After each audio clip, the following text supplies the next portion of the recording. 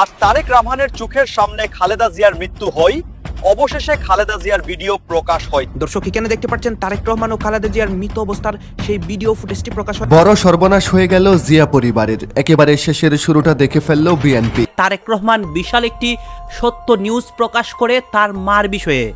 দর্শক শ্রোতা, গত কিছুদিন যাবৎ বেগম খালেদা জিয়া হসপিটালে চিকিৎসাধীন অবস্থায় ছিলেন। অনেকে সন্দেহ করছিল খালেদা জিয়া আগেই মৃত্যুবরণ করেন। এবার মূল সত্য ঘটনাটি তারেক রহমান ভিডিও আকারে প্রকাশ। এদিকে আজ তারেক রহমান বেগম খালেদা জিয়ার মূল সংবাদটি প্রকাশ করেন। মূল ভিডিও ফুটেজ প্রকাশ হওয়াতে সারা দেশের মানুষ অবাক হয়ে যায়। এই নিয়ে বিএনপি কর্মীদের মধ্যে উত্তেজনা চলছে। সন্ধ্যার পর দেশে নতুন পরিস্থিতি হয়েছে। বাংলাদেশের জনগণ থেকে শুরু করে জনসম্মুখে পর্যন্ত এটা ছড়াই গেছে যে বেগম খালেদা জিয়া উনি আর নেই। জনাব তারেক রহমান সাহেব, আপনি ছেলে হিসাবে এটা কি আপনার দায়িত্ব ছিল না যে সবার আগে গিয়ে আপনি এটা কনফার্ম করবেন? দিনটা ছিল রহস্যে ঘেরা। সাধারণ মানুষের মনে প্রশ্ন জাগাটাই স্বাভাবিক। খালেদা জিয়া আর নেই। কেউ কেউ তো দিন তারিখ দিয়ে নিশ্চিত করে বলছেন এর পেছনে অন্য কোনো গভীর সমীকরণ কাজ করছে। আগামী 48 ঘন্টায় বাংলাদেশের রাজনীতিতে বিরাট কিছু ঘটবে, অনেক কিছু স্পষ্ট হবে। বিশেষ করে তারেক জিয়া, জামাত, এনসিপি, চরমোনাই সহ নানান সমীকরণ দিবালোকের ন্যায় স্পষ্ট হবে। আসসালামু আলাইকুম প্রিয় দর্শক, বর্তমান সময়ে যে বাংলাদেশের রাজনৈতিক প্রেক্ষাপট বা পরিস্থিতি বিরাজ করছে তারই উপর বিশ্লেষণ করে আপনাদের মাঝে অতি গুরুত্বপূর্ণ কিছু ভিডিও ফুটেজ নিয়ে হাজির হয়েছে। এমনকি দর্শক, আমি আশা করছি ভিডিওর শুরুটা দেখেই বুঝতে পেরেছেন আজকের নিউজটি কতটা গুরুত্বপূর্ণ হতে যাচ্ছে। তো প্রিয় দর্শক, আমি তাই বলবো যারা ভিডিওটি অন করেছেন তারা ভিডিওটি না টেনে সম্পূর্ণ মনোযোগ সহকারে দেখবেন, তাহলে এই ভিডিওর মূল রহস্য বা আসল ঘটনাগুলো জানতে বা বুঝতে পারবেন। তো প্রিয় দর্শক, আমি আর বেশি কথা বাড়াতে চাই না, চলুন দেখে আসি সেই আজকের কাঙ্ক্ষিত ভিডিওগুলো। তবে তার আগে বলি, যারা এখন এই চ্যানেলটি সাবস্ক্রাইব করেননি তারা চ্যানেলটি সাবস্ক্রাইব করে পাশে থাকা বেল আইকনটি বাজিয়ে দিবেন। আর যারা ইতিমধ্যে এই চ্যানেলটি সাবস্ক্রাইব করে রেখেছেন তাদেরকে অসংখ্য ধন্যবাদ। তো চলুন দর্শক, আমরা একটা লাইক দিয়ে ধারাবাহিকভাবে ভিডিওর সকল বিস্তারিত আলোচনা দেখে আসি। ডিপে যাচ্ছে সেটা কিন্তু বোঝা যায়। আপনারা অন্তত জাতিকে এতটুকু দেখান, এটা তো অধিকার না, আমাদের অধিকার এটা। যেহেতু বেগম খালেদা জিয়া উনি আমাদের বাংলাদেশের সাবেক 3 বারের নির্বাচিত বৈধ প্রধানমন্ত্রী ছিল, সেহেতু আমাদের বাঙালিদের এটা অধিকার। এখন এই অধিকার থেকেও আপনি আমাদেরকে বঞ্চিত করে যাচ্ছেন কেন? আমরা সত্যটা জানতে চাই। ইভেন আপনি বৈঠক পর্যন্ত করবেন আপনার মার চিকিৎসার ব্যাপারে, আপনি বৈঠক চালাচ্ছেন পর্যন্ত কেন? জাতির উদ্দেশ্যে আপনি নিজে সশরীরে থেকে একটা ফুটেজ জাতির উদ্দেশ্যে দেখাচ্ছেন না কেন? কেন? সমস্যা কোথায়? যেহেতু বাংলাদেশের জনগণ থেকে শুরু করে জনসম্মুখে পর্যন্ত, ইভেন মানুষের মুখে মুখে পর্যন্ত, গণমাধ্যমে, বিদেশে, দেশে, নানান জায়গায় এটা ছড়াই গেছে যে বেগম খালেদা জিয়া উনি আর নেই। আপনি ছেলে হিসাবে এটা কি আপনার দায়িত্ব ছিল না যে সবার আগে গিয়ে আপনি এটা কনফার্ম করবেন যে যারা নাকি এই বিষয়ে গুজব ছড়িয়েছে তাদের মুখ বরাবর সত্যটা জাতির সামনে প্রকাশ করার?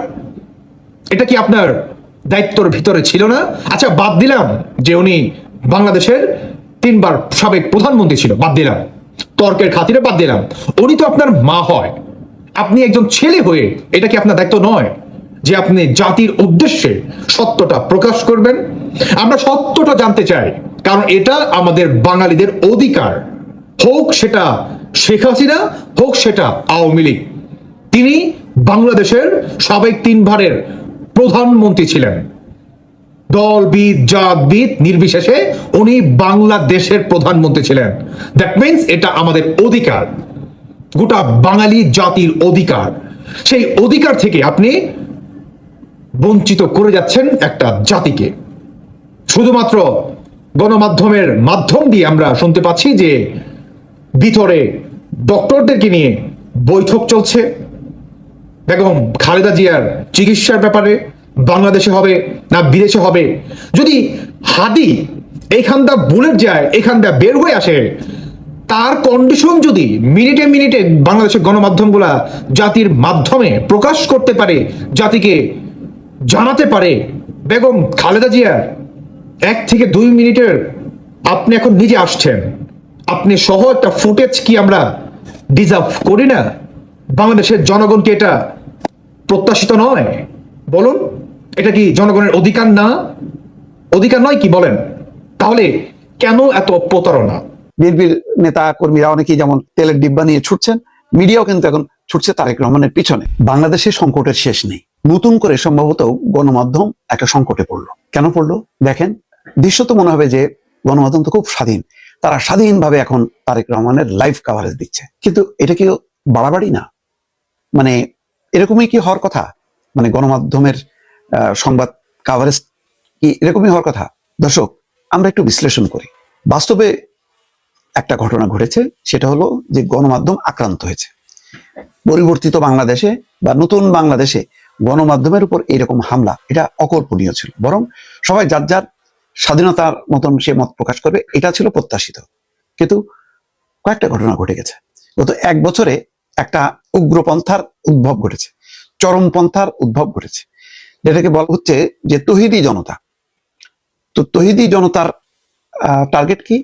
টার্গেট হলো আওয়ামী লীগ, বাংলাদেশের মুক্তিযুদ্ধ, স্বাধীনতা ধ্বংস করে দাও এবং ভারতীয় আধিপত্যবাদের সমস্ত কিছু শেষ করে দাও।